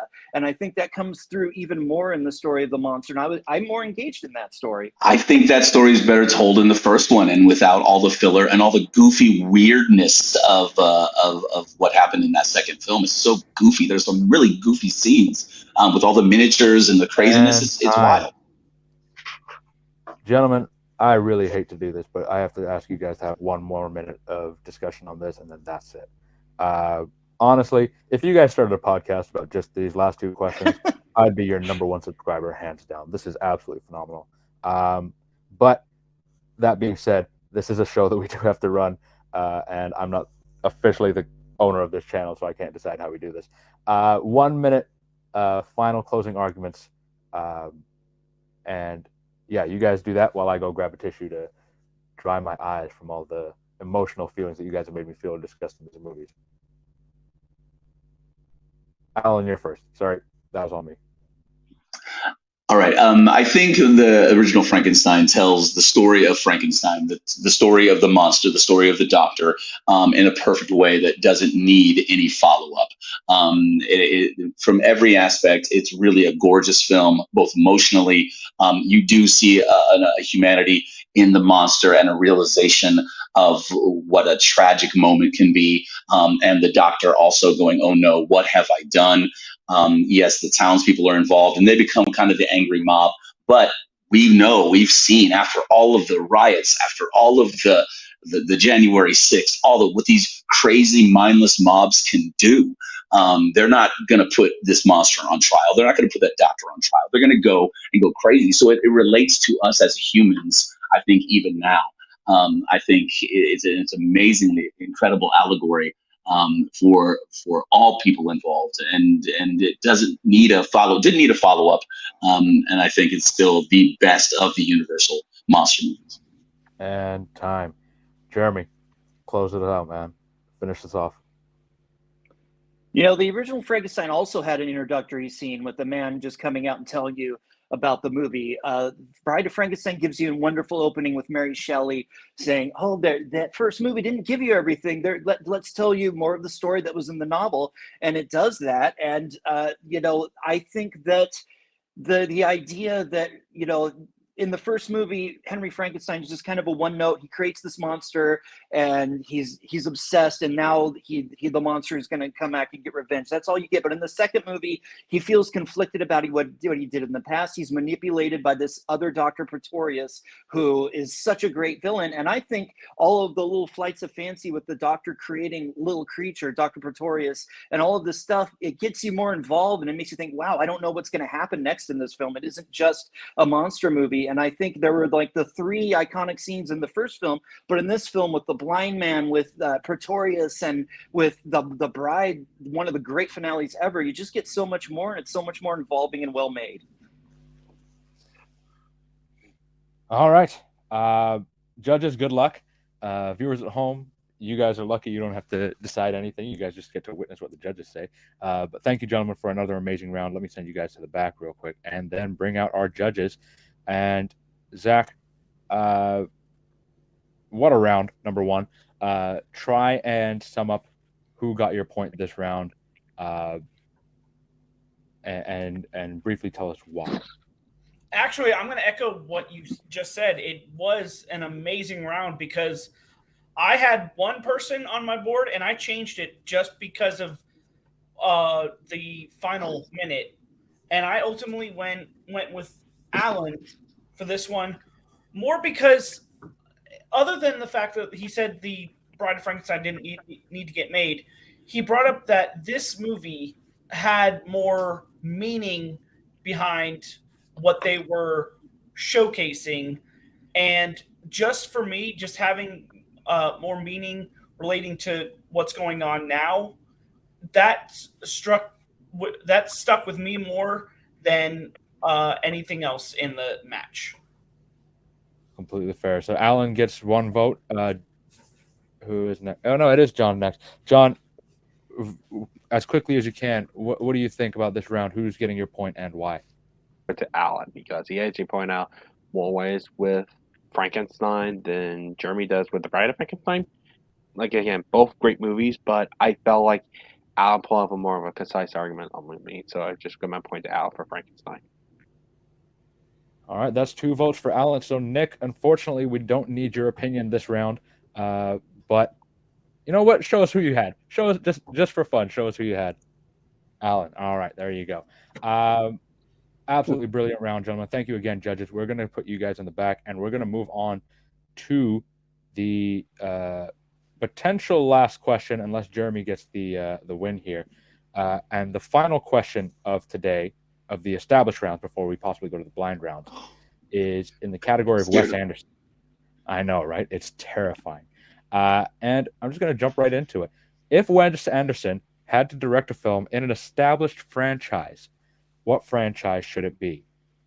Now, this is, of course, because he has his new film, Asteroid City, coming out soon, I believe. I'm really bad with release dates, even when they haven't come out yet. Time is a weird thing, guys. It's a construct. So both of you guys have some very interesting answers that I can see that no one else knows yet, which is amazing. And I'd love to see your arguments for both of these. Jeremy, we're going to start with you. And I want you to tell me which franchise you would want Wes Anderson to direct a film in and why. Okay, well, one of my favorite movie franchises, which is a franchise that a lot of people forget about or maybe don't even realize, is a franchise that's been going on for many, many years, both in film and on television, is the Charlie Brown Peanuts franchise. The first feature-length animated film came out in 1969. There were 3 follow-ups to that one throughout the 70s into the early 80s. And then there was a reboot just called Peanuts, the Peanuts movie, back a few years ago now, that was a computer animated film. But I think that having been a really big part of culture in the 50s and 60s, this is something that would be really amazing for a filmmaker like Wes Anderson to tackle, because so many of his films are kind of rooted in that period and in that kind of mentality and the visuals of that period. And I think to return to his stop motion that he did in one of his very best films, Fantastic Mr. Fox, and also I Love Dogs, to actually do these characters in stop motion and bring his own spin to it and go back to that era would be something amazing. All right, Dr. Spaceman, you have an answer. Without giving too much away, it is vastly different from the Peanuts. Yeah. Is all I'll say for now. Why don't you tell the rest of us what your answer is? And I'm gonna do this thing and just pay attention to the judges' faces and see the reveal moment. So, Alan, tell us what your answer is. All right, yeah, I went with a very non-traditional style of franchise than Wes Anderson. I love Wes Anderson. There's only a couple movies in Wes Anderson's catalog that I don't really care for, but the other ones I think are absolutely incredible and amazing. I think Bottle Rocket, oh man, I'm gonna put Bottle Rocket up there next to Frankenstein. It's one of my favorite movies ever made. I love it so much. And then Rushmore. I mean, there's going on and on. I could list his greatest hits that I love. I will rewatch them constantly. And the big thing with me as far as movies, I kind of judge them on their rewatchability. If I can watch them at any given point, then I love it. In a lot of Wes Anderson films, I can. So the franchise I chose is a franchise that I also love, but I wanted to see calmed down. And that is Mission Impossible. I think Mission Impossible is relying too much on the stunts, and we're going to see these movies because of the stunts. But what about the espionage? What about the spy game? I think Wes Anderson could really do really, really amazing in that genre and that world. And time. All right, I will say I do enjoy the judges' reactions to seeing Mission Impossible come up on screen. Just the pure shock is fantastic. I wish I had I'm not going to go there. I was about to say I wish I had a camera in people's houses where they're watching this. That could go a whole bunch of different ways. But just when I read this answer, I was amazed. And the fact that you guys both picked such phenomenal answers to this question, I'm so excited to hear you guys pick this. We're going to go into the 2 minutes. And Jeremy, you're going to go first. Tell us why Wes Anderson should direct a Peanuts film. So I don't know you guys, a lot of our audiences and our younger judges here may be too young for this, but there was once a toy called the Viewmaster. It was this piece of plastic that you would look into like glasses, and you would have these little reels that you put in it, and they would have images that would like tell a story. Usually it would be from a Disney movie or something, that they would have the images that you look at. And I found one that was made in the 1960s that belonged to my dad, and it was of Snoopy pretending to be the World War I ace. It was this fantasy that he had in the cartoon strip and also in the films, and it was just these stop motion like created images of him, and it just fired my imagination. And it was a visual of the Peanuts world that you never saw in the animated TV specials, that you didn't see in the features that they did. Just the idea of a more physical stop motion thing with these great characters that were on the Sunday pages, it fired my imagination. So you take that is something that we've seen Wes Anderson as a master of. Nobody does stop motion in such an eclectic and unusual and interesting way as he did in Fantastic Mr. Fox. it's so funny and so cool. But also there's what the Peanuts is. It was one of the more kind of a little sad, a little melancholy children's entertainments, both in the strips and in the cartoons, about Charlie Brown, who's a character I always related to because, you know, I was no stranger to anxiety and missing some self-esteem. And I think we've seen characters like that in Wes Anderson films. We've seen characters who are a little off, who don't feel like they fit in, and these odd cast of unusual characters. Like you could see Snoopy and Woodstock and Linus and all these different characters who have such interesting personalities. That's something that Wes could really take on. And to do it, I could see him doing like little episodes from different periods in the strip where we follow different characters. And I think his sense of humor would really mesh. And I think his sense of sadness would mesh. And oh my God, I've got a lot to say about how Mission Impossible is not a fit. So we'll get into that. We'll save that for the open debate. Your time is up for this one. Alan, we're going to go to you next. 2 minutes whenever you start talking. I think Mission Impossible would be a perfect fit for Wes Anderson because I want to get back to Mission Impossible when it was about espionage and about spy game and story reveal. And Wes Anderson's amazing at that. I love that Viewmaster analogy you just gave, Jeremy, because that is incredible. Because exactly, Wes Anderson is really good at still images and reveals and discovery with his film. I remember watching Life Aquatic, and the first time we saw the whole submarine and that camera just one pull back, and you see this entire set that is real, and it's telling the story of the submarine. Absolutely beautiful and amazing. I think Wes Anderson's a genius at that. So I want to see that in Mission Impossible. I want to see, remember when Mission Impossible was amazing because they had the face disguises and that kind of thing? That was incredible and that was fun. But now Mission Impossible is just about the set pieces and what can Tom Cruise jump off of and what can explode and that kind of thing. And I really want to see the spy game. I want to see him do disguises. I want to see Tom Cruise do different dialects, do different voices. I want to see him carry his posture a different way, really infiltrate these things he's got to do. Because most of the spy world isn't about jumping off stuff and crazy explosions and big battles. It's about sneaking into something, learning something, somebody's code, learning somebody's language, and figuring out how to change the fate of the world through that way. And Wes Anderson has definitely done that before with his films. So let's see him do it with Mission Impossible. Let's see him really put Tom Cruise, an actor, to the test and make these discoveries visually of different surprises and different discoveries of espionage and spies. Let's see him play in that world. I think he could really, through story discovery, really fit that narrative well of a big spy thriller excitement through the actual spy game and espionage and not just big explosions. So let's see him do it. I think he'd be perfect at it. And time. All right, gentlemen. This, I can already tell, is going to be wild. 4 minutes, open debate. Just go. I have no other words. Just go. Alan, I can't even imagine how miserable Wes Anderson would be trying to make a Mission Impossible film.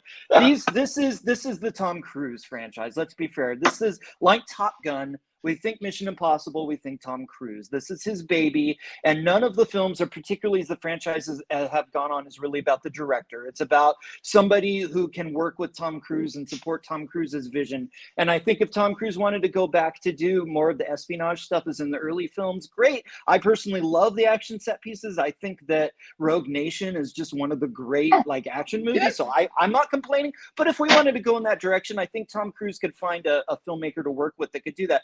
But Wes Anderson's not that guy. Wes Anderson is not a guy that works with people who have other visions that he has to support. This is a man with his own vision. He tells the stories that he wants to tell. And I just don't think he cares about like the end of the world stuff. Yeah, his new movie, Asteroid City, might deal with that a little bit, but I think all of his movies are about everyday characters, the more of the just everyday life and what we're all struggling with and what we're all searching for. And I think he's getting older and has kids, and I think the idea of doing a family film and having child actors that he's going to work with the Peanuts is something that would be a great artistic vision that would be all his own. Yeah, but he's done that. I mean, you even mentioned that, the Fantastic Mr. Fox and Isle of Dogs. He did that already. Different. He told those stories just replace the Peanuts characters. I'd be interested in a live action Peanuts Wes Anderson directing that. That might be interesting. I'd love to see Ed Norton play Snoopy. That would be fantastic. But as far as another stop motion claymation, he's already done that. What he hasn't done is a really big blockbuster franchise, but told in his way, his twist. And eventually Tom Cruise is going to say, "Hey, look, you know what? I'm damn near 70. I can't be doing these big action set pieces. Let's take it back to that first Mission Impossible movie. It was all about discovery. It's all about passwords and computer chips and all these different things. That had a couple big action set pieces, but only a couple. It wasn't reliant upon that. It was reliant upon the smarts of Ethan Hunt and how he was able to figure different things out. I want to see him do that again. And Wes Anderson, so many of his movies are about schemes and plotting and planning and people outsmarting one another. So let's see that in this franchise. I think if he had a good enough story that even Tom Cruise had a good enough story that Wes Anderson would be like, okay, that sounds cool. We can come together and let's do this. Put their own egos aside and come together to make a really interesting film. But all of his stories are about quirky sort of characters. That's that unique kind of Austin, Texas sort of vibe. He's just got his unique thing that he brings. He never breaks out of it. He's got a certain flow, a certain pacing to his films. If he wanted to do an espionage movie, then I think he would do the Wes Anderson espionage movie. I don't think he would try to fit into a franchise that's got the expectations of Paramount and Tom Cruise and all of this stuff and all of this baggage of big action set pieces. I think the idea of him trying to do a big action set piece with all of the uncontrollable elements of Tom Cruise, like putting himself in physical jeopardy, would just be a nightmare for Wes. I think he likes to do stuff with like miniatures and models and stuff that is just more down to earth. And I think, the Peanuts, if we look at the films that have already been made in the television, they've all kind of been in this animated style, but to see them in a totally different style in and of itself would be a total reimagining for the franchise. And I think the fact, he's done stop motion before, but doing it with these characters, finding the new life in these characters, and also having children actors do the voices is not something he's always worked with adult actors. I like Ed Norton doing the voice of Snoopy. That would be cool, but there's still so much here that could just be so beautiful and so special and new, and it's about children. That's different than Fantastic Mr. Fox. And time. All right, gentlemen, here we are, the final minutes of this question. So you guys know how this goes by now. We're already 4 questions in. If you don't, then there's other issues that are going on. We're going to go 1 minute to Jeremy and then 1 minute to Alan, and that will close out this round. So Jeremy, 1 minute, Wes Anderson, Peanuts, go. I'm seeing a sequence with Snoopy as the Red Baron in that Wes Anderson style. I'm seeing a whole other sequence of Charlie Brown and the kite-eating tree. I'm seeing Peppermint Patty and her weird kind of lesbian friendship with Marcy. I'm seeing all of these different characters having their own vignettes, kind of like my vignettes that we had in the Royal Tenenbaums. I think it would be wonderful, and I think that it being stop motion would be so cool because they are animated characters and they are stylized characters. They're not real life. To put them into real life would really take away from the soul of them. And I just think this would be beautiful. And it is more about children. It's more about childhood and that mentality more than the other animated films that he did, which were really more about adult characters in a way, like George Clooney. And the Mission Impossible thing, it's trying to put a square peg into a round hole. Would it be interesting? Would I be like, what the hell is this? Sure, but there are other filmmakers that, I think Paul Thomas Anderson, let's have him do it. That I can see a little more. It could actually work, and it wouldn't make the director miserable and out of place. Sorry, forgot to unmute myself there. So, Dr. Skrechemin, Mission Impossible, Wes Anderson, go. The Peanuts film that Jeremy just described that Wes Anderson could do, we saw that in the Peanuts animated film that wasn't too long ago and had really pretty CG animation. Fantastic Mr. Fox and Isle of Dogs is that really choppy stop motion. It's kind of hard to watch. It's very jerky. And when I think of the Peanuts, I want to go the story of these characters. I don't want to be the stop jerky and that kind of animation. I want a nice fluidity to the story because it is a nice they're nice stories about these characters and friendship and that kind of thing. But I don't think Wes would be able to do that essentially well. But he's really good at quirky characters. He's really good at visual storytelling and doing a Mission Impossible thing, a murder or espionage spy game, murder mystery kind of, if you will. I think would take Mission Impossible back to its original roots. Above all the crazy stunts, and it will tell a really nice, fluid, interesting story that would be a Discovery thing that Wes Anderson could really hone in on.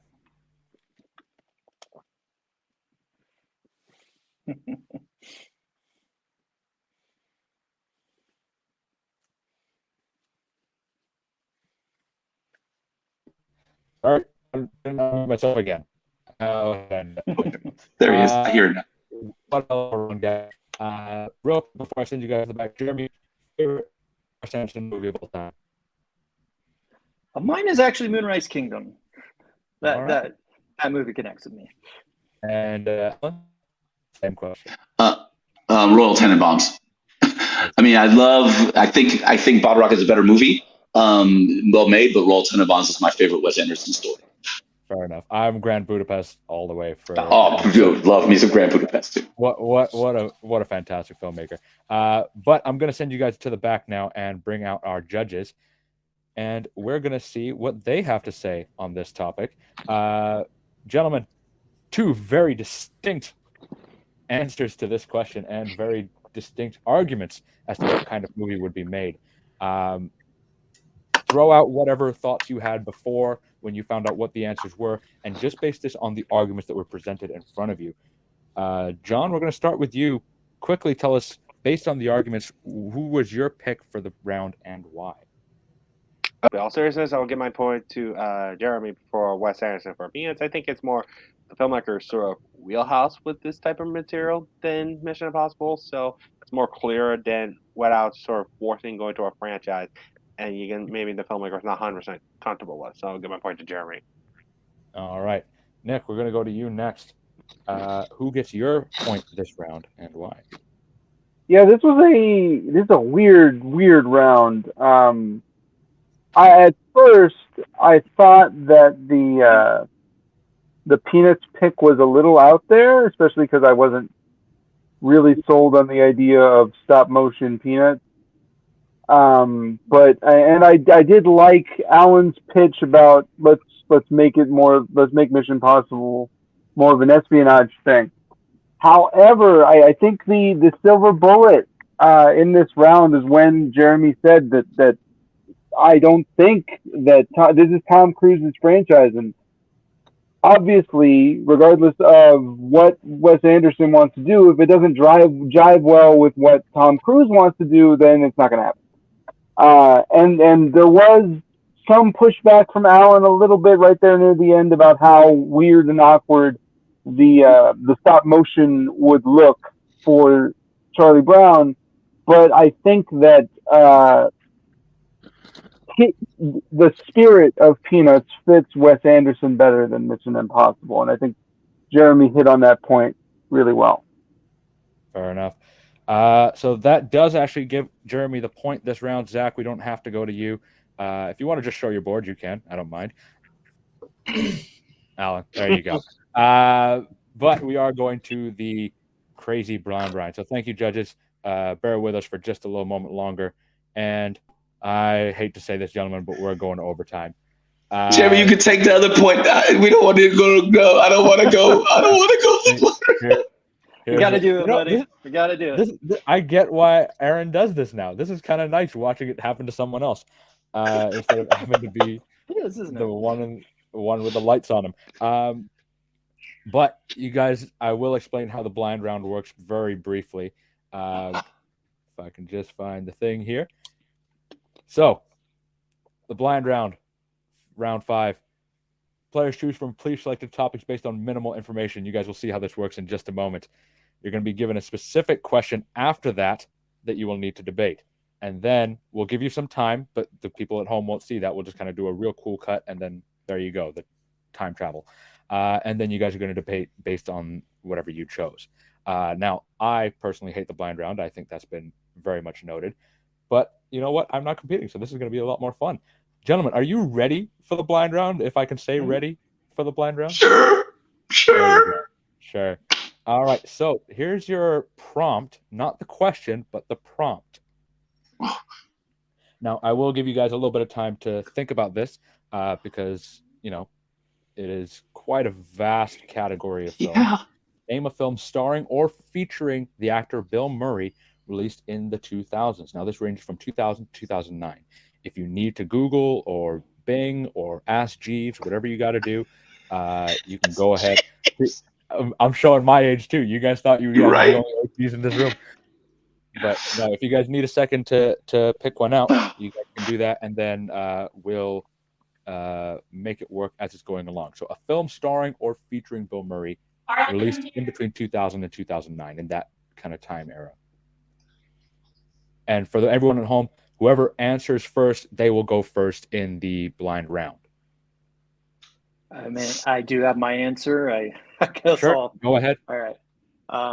I'm picking the film Broken Flowers. Ooh, nice. Flowers. All right. And I'm just I'm just gonna go Royal Tenenbaums. Royal Tenenbaums. Just give me a second. So that one's Jeremy. This is just, I'm writing my own notes so I don't forget. Gotcha. And Alan said Royal Tenenbaums. I'm really bad at spelling. That's probably good.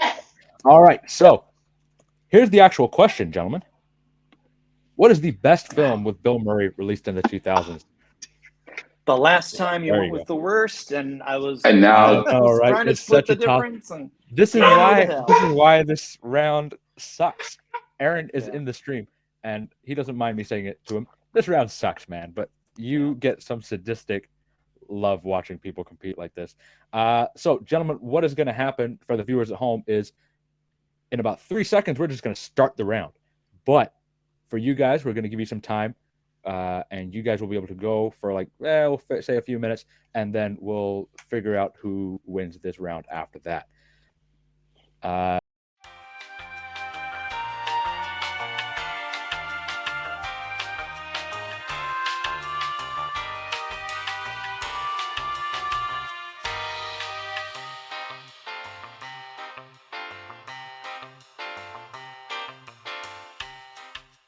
When we're back. I know it's only been 2 seconds, but hey, it was a long time for us, and we missed you. Let's be honest, we missed you. We're going to go into the final round of this one. Now, you guys have had some time off screen and with weird time travel rules to plan out your attack of this blind round debate. And just a reminder for you guys at home, what is the best film with Bill Murray released in the 2000s? Now, we have two answers. Jeremy, you picked Broken Flowers first, and you will be going first in this round. And Alan, you picked the Royal Tenenbaums. So, without further ado, gentlemen, I'm going to get Alan to wait, and Jeremy is going to start with 1 minute for Broken Flowers. So we've just talked about Wes Anderson in this match, and we're going to talk about him again in a second. But yeah, he obviously, everyone knows, is a filmmaker that really emerged in the indie scene in the 90s. But before that, a decade earlier in the 1980s, the American indie film scene was already starting and becoming a thing, and would roll into the 90s. And there were some amazing filmmakers that emerged then, like Steven Soderbergh and others. But my personal favorite of the American indie filmmakers from that time was Jim Jarmusch. He's a guy that made great films like Down by Law in the 80s, would continue to make really interesting films like Ghost Dog Way of the Samurai in the 90s. And then in the 2000s, he started working with a guy named Bill Murray. And a film that they made together in 2005 is called Broken Flowers, which is a low-key indie sort of comedy, dramedy movie that kind of picks up where Bill Murray was in his Wes Anderson movies like Rushmore, but really takes it to the next level and really digs into Bill Murray's talents of what he can do and be funny and dramatic and odd. Time. All right, so that was the opening for Broken Flowers by Jeremy. Alan, we're going to go to you next. Royal Tenenbaums, whenever you start talking. Oh, yeah, we're going to be talking about Wes Anderson, but of course, more importantly, Bill Murray. And I think in Royal Tenenbaums, he does all the things we love about Bill Murray, and definitely shows more pathos in his poor Riley, his poor character that just gets the shit end of the stick, to put it bluntly, in that film, as being the cuckolded husband, and just an incredible performance of what we expect from Bill Murray. He can be really funny. He can be very, very dry, and very quirky. All the things that Wes Anderson is really, really good at and captured, I think, perfectly, in his limited, I guess we would call it limited screen time in Royal Tenenbaums, but does everything that we want from Bill Murray and expect from Bill Murray. And Broken Flowers is really kind of long, drawn out, and quite boring. Sorry, Jeremy, but it is. Time. Did not think I'd hear the word cuckolding this early into the round, but that's just the way it goes. Gentlemen, round number 2 of this, never mind, not round number 2, part 2 of this round. Your 2 minutes. So, Jeremy, we're going to go back to you. 2 minutes to further your points whenever you start talking.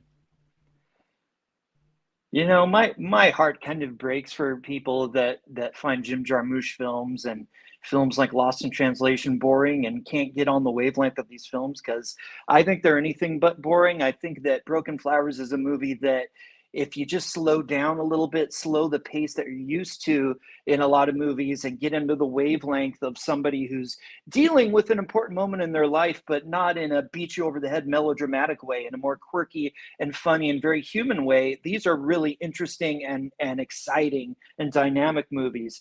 So to give you what the storyline is in Broken Flowers, Bill Murray is this guy, Don, who is a notorious womanizer throughout most of his life. He's just a guy who's never settled down. He's made a lot of money in the computer industry, but he's just really not treated women in his life well.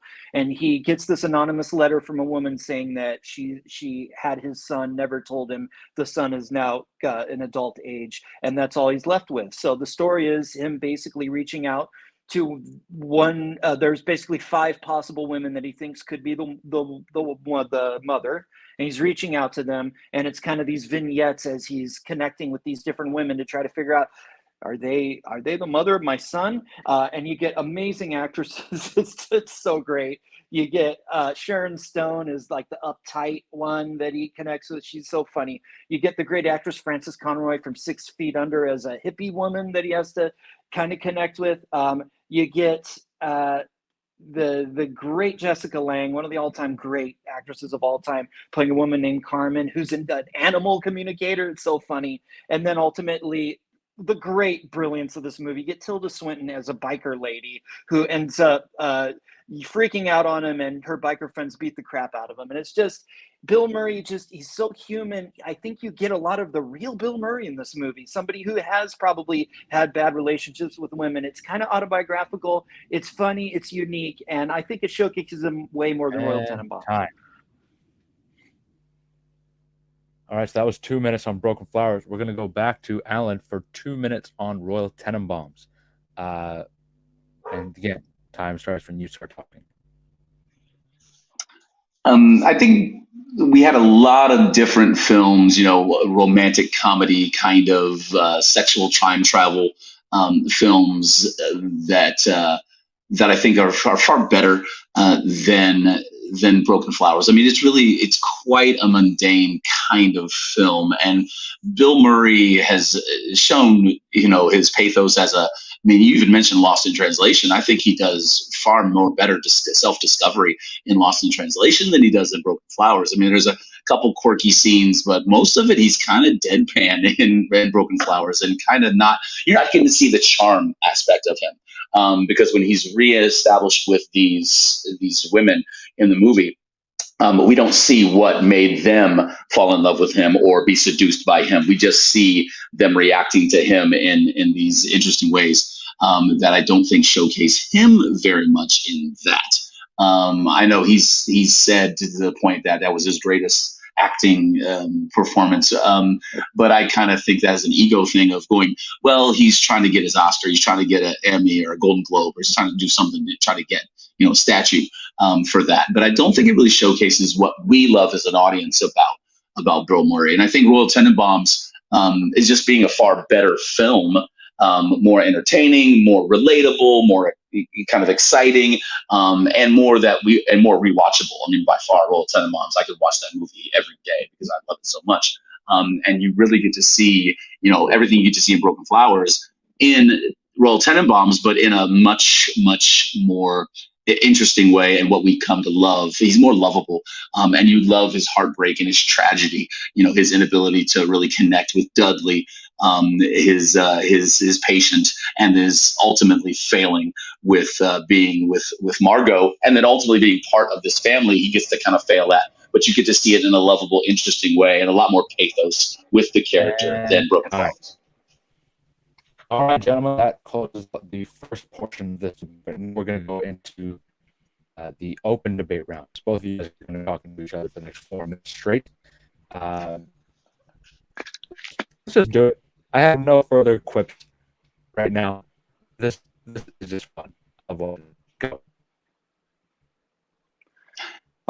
Okay, I just got to say that I don't think the Tenenbaums is actually a great use of Bill Murray, because he's just kind of this guy that's put upon. He's kind of a sad sack. I never really bought into his relationship with Margot. The fact that he didn't know that she was a smoker. I think that it's kind of that there's a lot of overly cuteness in Royal Tenenbaums. I think that it's one where it was the third Wes Anderson movie. He was finding his way a little bit, and little things like that, they just don't really feel right. And I think that Bill Murray, if we really know a lot about him now, I think he is somebody who butts heads with people. He is more prickly. I think Rushmore, with him being a little more of an asshole fighting with the kid, I think is more, you get more of that Bill Murray-ness than him just being this put upon sad sack guy who's only in a few scenes in Royal Tenenbaums. I think in Broken Flowers, we're dealing with this guy who's had a lifetime of being that prickly guy who mistreats people, that is really true to who Bill Murray is as a person. He's trying to deal with it. He's trying to think about it. And the fact that he's deadpan is, oh my God, what have I done in my life? I've got to try to do something to make it right. And I think Jim Jarmusch is a very unique film writer of people, of characters, just as much as Wes Anderson is. And you can really get on the wavelength of these quirky people, the way that they talk that is really real. These are real people, but they're also really odd people. It's a unique thing. And I could watch it again and again because it is something different, just like Wes Anderson. But Wes Anderson in World Tenenbaums, he's throwing everything at you that he can. It's one of his busier movies, and some of the storylines by Bill Murray get a little lost a little bit. Oh, I think it perfectly encapsulates this incredible family, and shows us, the all of the representations of family that we have within ourselves. I think it's extremely relatable, and I think Bill Murray. I've got 3 uncles that right now went through a kind of similar storyline of Bill Murray in that movie, and that you just feel so terrible about, but you ultimately love them, and you love all of the characters in Royal Tenenbaums, and you kind of want to be a part of this family, as messed up as it is, because you relate to it, because we all have that family. With unless you're very specifically, that type of person that Bill Murray's character is in Broken Flowers, it's hard to relate, and it's hard to relate with look how weird this is that Jarmusch does a lot in his films. It's just weird for weird's sake. That's really not relatable, and I think the better film. When we're talking about these 2 Bill Murray films, Royal Tenenbaums is more relatable and more entertaining. And Broken Flowers isn't really entertaining and really not relatable in that sense. And I don't think he's just Bill Riley's character is not just there to be there. He's struggling hard to try to be part of this family. Yeah, he gets kicked, he gets knocked down as far as emotionally, but there's moments of joy that you can see in the real subtle way that Bill Murray is really, really good at doing. And you don't get a lot more than just smugness and attitude woe is me in Broken Flowers. You're overselling the relatableness. I think that the characters, there's a little bit of that problem in the Royal Tenenbaums of these are extremely rich, extremely privileged people who all think that they're suffering and they've got psychological issues and oh, woe is me. And I think, at the time that it came out, it was a fun movie. It was something new from Wes Anderson. But as we kind of look back at over the year, it's like I'm supposed to feel sorry for Margot and Ben Stiller's character and all these characters. They've had everything handed to them, and you don't get enough time with each character to really get past that facade of wealth and really dig into why do I care about this person? Why do I relate to this person? The most fleshed out character is Royal, played by Gene Hackman, but he's such a jerk, and I think he's the one that is the most fleshed out, and he's the jerk that's ruined everyone's life. I think Broken Flowers, it really is human, because this is a guy who's made a lot of mistakes. He's trying to do it right. Then he's dealing with these odd characters. And there's so I've been there. I've been the guy who's like, I don't understand these people. I'm trying to connect with them, but it's so too late. All right, gentlemen, this is it. Do or die. Last closing argument. 1 minute each to decide who wins this whole debate. So no pressure. Jeremy, we're going to go for you first. 1 minute closing argument whenever you start talking.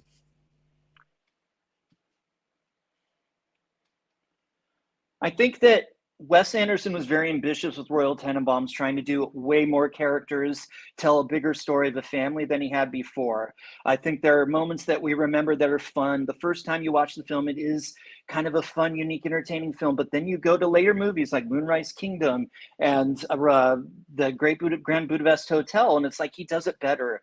I think all of the characters connect a little better. I think that the a-hole lead character in Grand Budapest is a better character than Royal Tenenbaum, and the supporting characters are more, you get more involved with them. I think that he was still kind of trying to find that in Royal Tenenbaums, but he didn't quite get there yet. I think Broken Flowers, it is a movie that you really can rewatch and relate to when you dig into Bill Murray. The reason he thought it was his best performance was because he put so much of himself in it. As somebody who just was not good to other people in his life, he's trying to pick up the pieces, but it's kind of too late. And all he can do is to sit there with his deadpan as these people just yell at him, and what can he do? But there's something really funny and beautiful and unique about that. Last minute of the whole round and the whole debate, Alan. It all falls on you. But no pressure. just wanted to see what your reaction would be. That's all. All right, whenever you start talking. I think Royal Tenenbaums is very relatable in a sense that, especially Bill Murray's character, because we look at what happened with Ben Stiller's character and the devastation of losing the wife and the mother of his children, and his psychology becoming, so overbearing, and the helicopter parent that we think of now. And I love the fact that the one scene, Bill Murray's just sitting in the stands, and poor Richie loses his mind because Margot goes off with and marries Riley, and we see one scene he's just sitting very proudly, but that destroys Richie's whole, being a famous tennis player and everything. And we see just a little bit of that moment. We see Bill Murray's acting ability, and it's very proudful. And then he's very slumped over and physically just doing something completely different. And we see the whole character arc of this character and how his character relates to this family, and is integral in the story of this film. I just think it's a really great movie, really rewatchable and relatable. And Broken Flowers is really about a smug, arrogant man that's not very entertaining. Time. That's it. That's all you get. All right. Thank you, gentlemen. I'm going to send you guys to the back and bring out our judges. You three judges have had a hell of a round today. So I'm just going to actually ask you guys right now, who gets the win in this whole debate, but specifically who gets the win in this round. So, Nick, we're going to start with you. Briefly summarize the points that gave whoever you chose the win. Yeah, this was tough, man. I haven't watched either of these movies, which is kind of the point of this game this whole time. But it's pretty well argued by both parties. I do think that Jeremy kind of got lost in everything surrounding Bill Murray and didn't actually speak on enough on how good Bill Murray is in the Broken Flowers. So I decided to go with Alan on this one because I just think that his point about it being like everything that we love about Bill Murray in the performance was a lot stronger than anything that Jeremy said. Fair enough. So that goes 1-0 to Alan. Zach, I'm going to go to you next. Who gets your point and why? It's becoming a broken record. Alan, for me, again, it's more of just because, again, the word relatable was brought up a lot, but I felt like Alan was able to explain more in detail about how his movie was more relatable, and also about how his movie was kind of more interesting and just more like you really wanted to watch his movie more instead of the deadpanness of Bill Murray in Broken Flowers. All right. And without any further ado, I'm going to send the judges to the back because we have a winner, ladies and gentlemen. Dr. Spaceman, how are you feeling, buddy? What words can you come up with right now? Yeah. Well, first of all, yeah, you can put me on that. Yeah. Grateful because, I mean, I've said it a million times. Jeremy's just an OG. There's a reason he is. He's just so amazing, so passionate. And that's what I love about this whole thing. Was so passionate. If I was a judge, I probably would have went with him the majority of the time, because he's so well versed, he's so knowledgeable, and he's passionate about what he's talking about. And that was so much fun. I loved your idea of me and him doing a podcast. If Jeremy was down, I'd love to do a podcast with that brother. We just talk movies all the time. It'd be great. It'd be fantastic. That's all I want is 2%, and then to be shouted out as the top subscriber and the founder of the channel. No, Nice. honestly, this was a phenomenal match. I'm really proud to have even been here tonight to experience it with you guys. Now, I do want to talk business a little bit. You're 4-3 now. You're above 500. I'm not going to do the math as to what the number is. But you do have a spot in the tournament that is coming up. Pretty much secured. Like, you have a winning record, so you're in there. Excited, nervous, all of the above. What's going through your mind right now on that? All of the above, excited and a little nervous. Tournaments always put that extra pressure on it. But again, I'm here to have fun and here to talk movies, and so I'll just keep doing what I do, and whoever I go up against, hopefully it'll be as much fun as this one. Although I don't know, man, this one was pretty epic. I think this might have been my favorite of all these debates so far. Because again, going against Jeremy, who's just incredible, and the caliber of films we were talking about, the caliber of the questions was really cool. So yeah, excited to go and keep going on and keep doing it. So we'll see what happens next. You are undefeated in the blind round, my friend, and we will see you in the tournament. 4-0 in the blind round, ladies and gentlemen. Can you imagine the gumption that takes? Alan, Right. Wonderful to see you again, partner. I love seeing you, and I'll look forward to seeing you in the tournament soon. Hopefully not on the other side of me, but we'll see how that goes. Now we're going to talk about our loser tonight, Jeremy Adams. There we go. Jeremy, you are 5-5 now, but you still have those 2 knockouts. Now I do want to say your answer is absolutely phenomenal. Again, like Alan, a different sessions, different parallels on this or different parameters. This match could have gone either way. What are your thoughts out of this? I just want to say it really was a pleasure facing Alan.